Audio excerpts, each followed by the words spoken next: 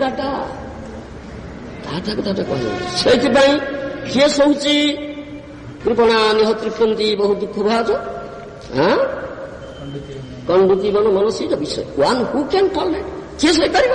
ଧୀର, ସେ ଭକ୍ତିମାନ ପୁରୁଷ ଯିଏ ସେ କନ୍ଦର୍ପ କୋଟି କମନୀୟ ବିଶେଷ ଶୋଭଂ କୋଟି କନ୍ଦର୍ପର ରୂପକୁ ଧିକ୍କାର କରୁଥିବା କୃଷ୍ଣଙ୍କ ପ୍ରତି ଆସକ୍ତ ହେଇଛନ୍ତି। କାମ କୃଷ୍ଣାର୍ପଣେ ସେ କଥା କହିଛି, କାମ କୃଷ୍ଣାର୍ପଣେ, କାମଟା କୃଷ୍ଣଙ୍କୁ ଦେଇଦିଅ।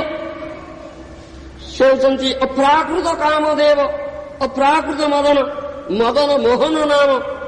ଏ ପ୍ରାକୃତ ମଦନକୁ ଯେ ମୋହିତ କରିପାରୁଛନ୍ତି ସେ ଅପ୍ରାକୃତ କାମଦେବ, ନବୀନ Madan, ever fresh and new, ନିତ୍ୟ ନବନ ବାୟମାନ ସେ ମଦନ।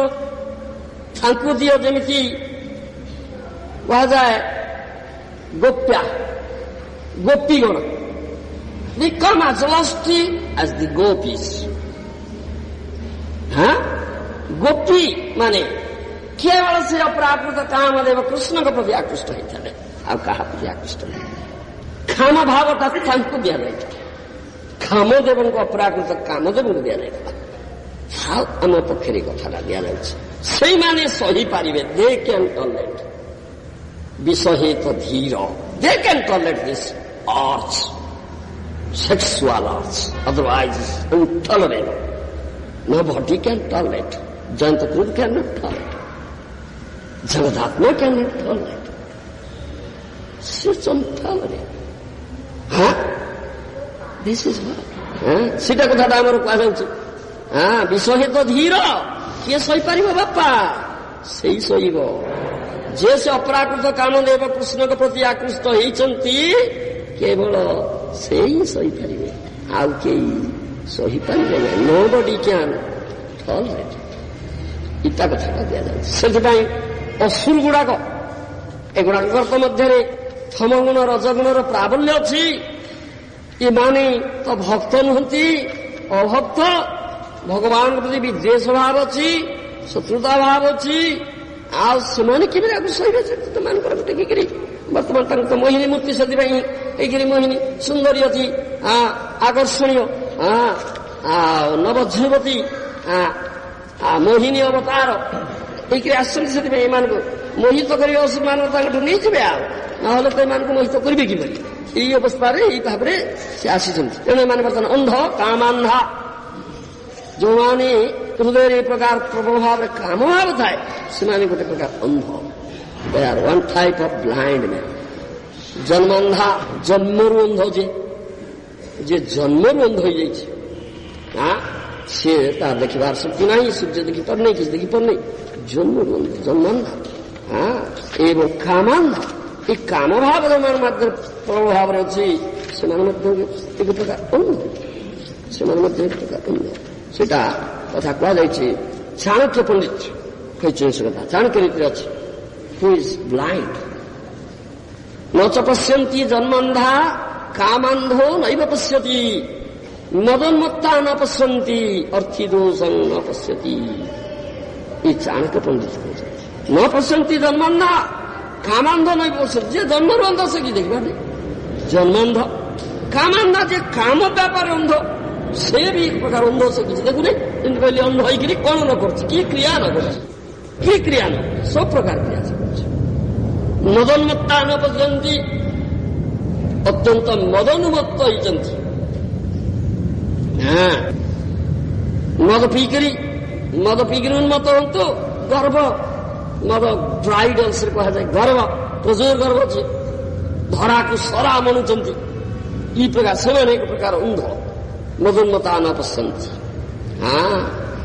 ଅର୍ଥି ଦୋଷଂ ନ ପଶ୍ୟନ୍ତି। ଯେଉଁମାନଙ୍କର ଅର୍ଥ ଅଛି, ଖୁବ ଟଙ୍କା ପଇସା ଅଛି, ସେମାନେ ସେଇ ମଦୋନ୍ମତ୍ତ ଅବସ୍ଥା ତାଙ୍କର ହେଇଯାଏ, ଧରାକୁ ସରାମଣି କରନ୍ତି। ସେଥିପାଇଁ ଏମାନେ ଏକ ପ୍ରକାର ଅନ୍ଧ। ଏମାନେ ଅନ୍ଧ, ଅନ୍ଧ। ଏମାନେ ଦେଖିପାରନ୍ତି ନା, ଏଇ ବର୍ତ୍ତମାନ ଅନ୍ଧ ହେଇଯାଇଛି। ଏଇଟା କଥାଟା ଆମର ରହିଛି। ସେଥିପାଇଁ ପ୍ରକୃତ ପକ୍ଷେ ଉଚିତ କଥାଟା ହଉଛି, ବର୍ତ୍ତମାନ ଯେତେ ବର୍ଣ୍ଣନା ଆସିବ, ଏ ଅଧ୍ୟାୟରେ ବର୍ଣ୍ଣନା ଆସିବ, ତୁମେ ଦେଖିବ, ଏଥିରେ ବର୍ଣ୍ଣନା ଦିଆଯାଉଛି। ଏ ପ୍ରକାର ଭାବରେ ଯେ ବର୍ତ୍ତମାନ ବସ୍ତୁ ଗୁଡାକ ସବୁ ଭୁଲିଯିବେ ଏବଂ ଅନ୍ଧ ହେଇଯିବେ। ଆଉ ସେ ସୁଧାଭାଣ୍ଡ ତାଙ୍କଠୁ ନେଇଯିବେ, ସେ ମୋହିନୀ ମୂର୍ତ୍ତି ନେଇଯିବେ। ପରସ୍ପର ଭିତରେ ଏମାନେ ଦେଖନ୍ତୁ ତାଙ୍କର ବନ୍ଧୁତା ଦୂର ହେଇକି ଶତ୍ରୁତା ଆଚରଣ କଲେଣି, ଛୋଟା ଛୋଟି ହେଲେଣି, ମରାମରି ହେଲେଣି। ମୁଁ ଆଗ ଖାଇବି, ମୁଁ ଆଗ ନେବି, ମୁଁ ଆଗ ନେବି ବୋଲି ଶତ୍ରୁତା। No friendship. They have lost their friendship. They gave up their friendly relationship. They became inimical towards one another. এই প্রকার অন্ধর ক্রিয়া না, কি ক্রিয়া এটাই? এটা মদন্মত্ত অবস্থা, অন্ধর ক্রিয়া। অন্ধ ଯେମିତି କରେ କି ଶତ୍ରୁ ମୋର କିଏ ବନ୍ଧୁ ମୋର ଜାଣିପାରେ ନା, ଏଇଟା ପାଟେ ଏଇ ଅବସ୍ଥା ତାଙ୍କର ଅଛି। ସେଇଟା କଥା ଏଇଠି ଦିଆଯାଉଛି। ସେଥିପାଇଁ ପ୍ରକୃତ କଥାଟା ହଉଛି ଭଗବାନଙ୍କର ସେ ଅପରୂପ ସୌନ୍ଦର୍ଯ୍ୟକୁ ଦେଖ, ଯେ କି ଅପ୍ରାକୃତ ନବୀନ ମଦନ, ତାଙ୍କର ସୌନ୍ଦର୍ଯ୍ୟକୁ ଦେଖ, ତାଙ୍କର ସୌନ୍ଦର୍ଯ୍ୟକୁ ଦେଖ, କେଡ଼େ ସୁନ୍ଦର ସୌନ୍ଦର୍ଯ୍ୟ ତାଙ୍କର।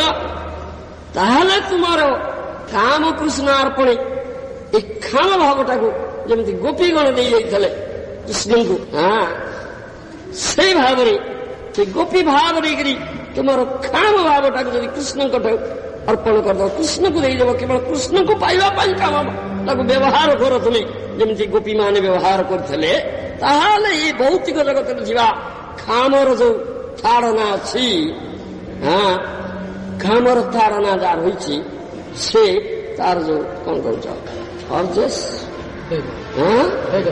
ବେଗ ଅଛି, ତାକୁ ତୁମେ ସହ୍ୟ କରିପାରିବ। Otherwise you can not tolerate it. ତା ନହେଲେ ତୁମେ ସହ୍ୟ କରିପାରିବ ନା। ସେଥିପାଇଁ ସୌନ୍ଦର୍ଯ୍ୟ ନିଳୟ, ମାଧୁର୍ଯ୍ୟ ନିଳୟ, ସର୍ବାକର୍ଷଣୀୟ, ନିତ୍ୟ ନବନବାୟମାନ ରୂପ, ତ୍ରିଭଙ୍ଗୀ ମଠାଣୀ ଶ୍ୟାମ ସୁନ୍ଦର, ତ୍ରିଭଙ୍ଗୀ ମଠାଣୀ ସେ ତ୍ରିଭଙ୍ଗୀ ମଠାଣୀ ତ୍ରିଭଙ୍ଗ ଶ୍ୟାମ ସୁନ୍ଦର ରୂପ, କି ଆକର୍ଷଣୀୟ, କି ସୌନ୍ଦର୍ଯ୍ୟ! ତାই তো